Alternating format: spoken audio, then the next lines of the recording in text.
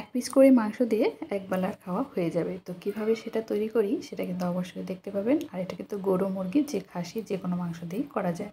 তো প্রথমে আমি পাটার মধ্যে নিয়ে নিয়েছি কতগুলো গোলমরিচ, কতগুলো সাদা জিরে, কয়েকটা রসুন, কয়েকটা কাঁচামরিচ এবং কয়েকটা শুকনো মরিচ। সামান্য একটু পানি দিয়ে এগুলোকে ভালো করে আমি বেটে নিচ্ছি। এটা ব্লেন্ডারও করা যায়, তো আমি পাটার মধ্যেই করে নিলাম।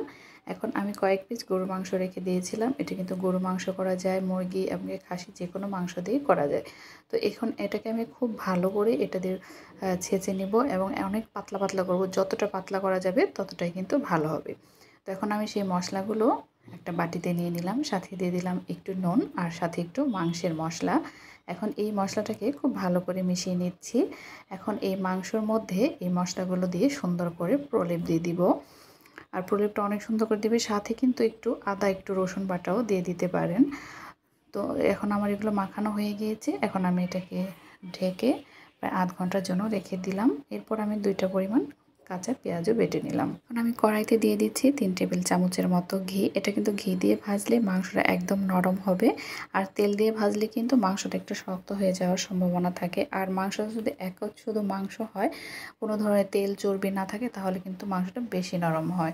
যাই হোক, মাংসতে পানি উঠে যায়, এজন্য আমি এটাকে ভালো করে নাড়াচাড়া করে ঢেকে একদম পানি শুকিয়ে যাওয়া পর্যন্ত আমি এটাকে একদম ভাজা ভাজা করে নেব। এটা ঢেকে দেওয়ার পরে কিন্তু এক্সট্রা পানি ওঠে, ওই পানিতেই কিন্তু এটা সিদ্ধ হয়ে যায়। আরও কোনো পানি দেওয়ার প্রয়োজন পড়ে না। যাই হোক, আমার মাংসগুলো ভাজা হয়ে গিয়েছে। এখন আমি এগুলোকে সুন্দর করে তুলে নিচ্ছি। এরপর আমি দিয়ে দিলাম 2 টেবিল চামচের মতো পেঁয়াজ বাটা এবং আদা রসুন বাটা। এখন এগুলোকে আমি ভালো করে একটু ভাজা ভাজা করে নিচ্ছি। যখন এটা উপর থেকে তেল উঠে আসবে, তারপরে আমি সব ধরনের মশলা দিয়ে দেব। হলুদ গুঁড়ো, মরিচ গুঁড়ো, ধনিয়া গুঁড়ো, গরম মশলা গুঁড়ো, শুধুমাত্র ভাজা জিরা বাদ দিয়ে। আবার একটু মাংসের মশলা দিয়ে ভালো করে এটাকে আমি একটু পানি দিয়ে কষিয়ে নেব। এই মশলাটা খুব সুন্দর যখন তেল উঠে আসবে সে পর্যন্ত কষাতে হবে। দেখুন আমার তেল উঠে গিয়েছে, এখন কত সুন্দর লাগছে মশলাটা। এরপর আমি একটা টমেটো বেটে রেখেছিলাম, সেই টমেটো বাটাটা এখানে দিয়ে দিচ্ছি। এটা আপনারা না দিলেও পারেন, কিন্তু আমার কাছে ভালো লাগে এজন্য আমি দিলাম।